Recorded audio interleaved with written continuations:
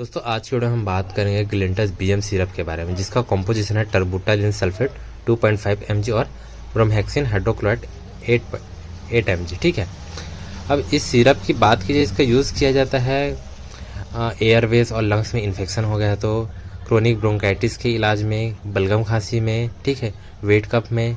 ठीक है, इसे ब्रोंकोडायलेटर और म्यूकोलाइटिक है। म्यूकोलाइटिक वो होता है जो बलगम को पतला करके बाहर निकालने का काम करता है। ठीक है, इसे लेबोरेटरीज ग्रीनफॉन प्राइवेट लिमिटेड द्वारा बनाया गया है, जिसका MRP 116 रुपये के आसपास है। ठीक है।